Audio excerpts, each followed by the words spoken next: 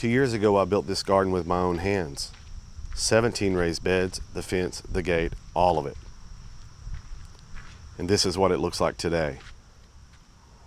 I haven't even touched it in over a year. Didn't plant it this spring, never pulled a weed.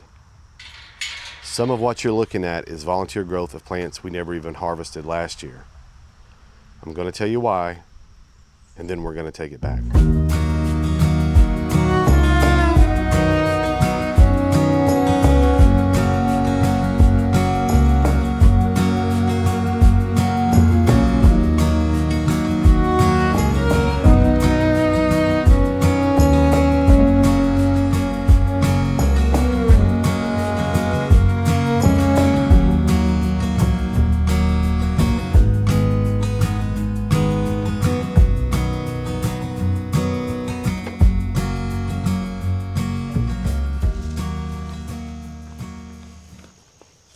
I built this the year we finally got settled on this land, and I remember standing at the gate when it was done thinking, this might be the prettiest thing I've ever built.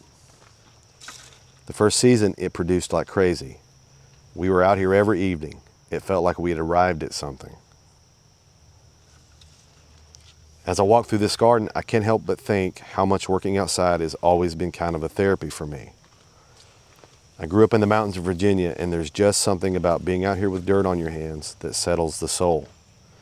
But over the last year, I had to step away from this place, not because I wanted to, because I needed a different kind of therapy. I've spent this season working through some things I couldn't work through on my own, and I'm grateful for the help I've had. Last year, this garden, the one that took 2 years to build, had to wait. We had a loss in our family, and I was dealing with my own personal crisis.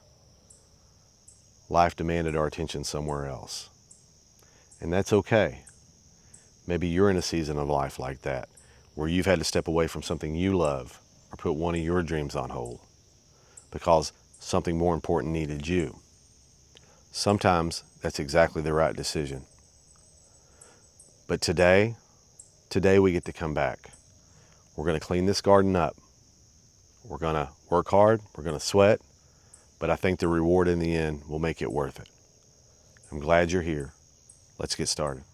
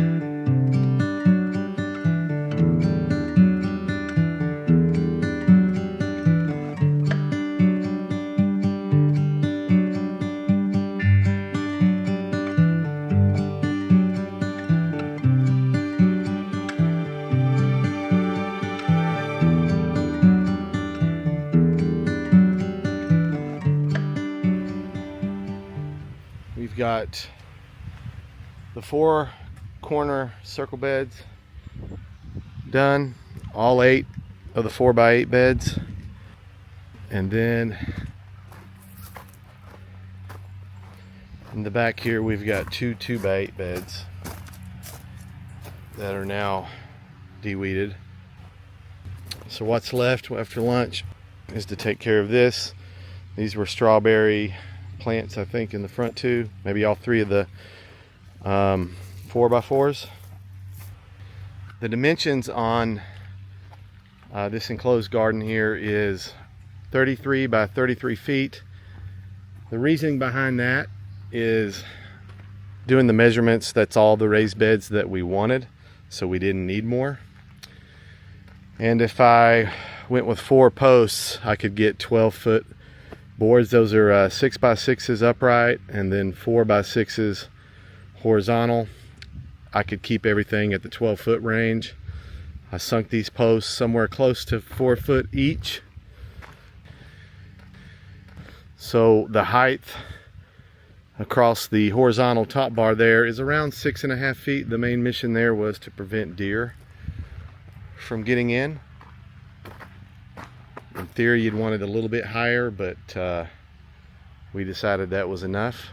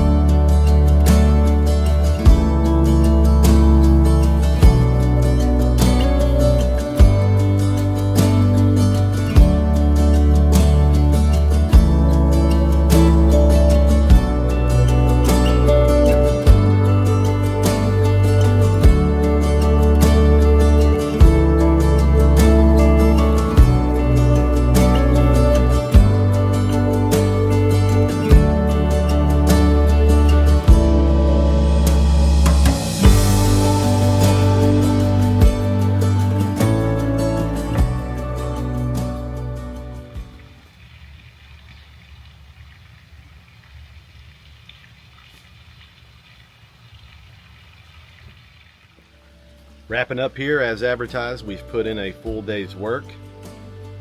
Quite labor intensive to pull all of these weeds by hand, but very rewarding to be out here in the sun, sweat a little bit, work with your hands, and very thankful we've managed to get this garden back to essentially a blank slate.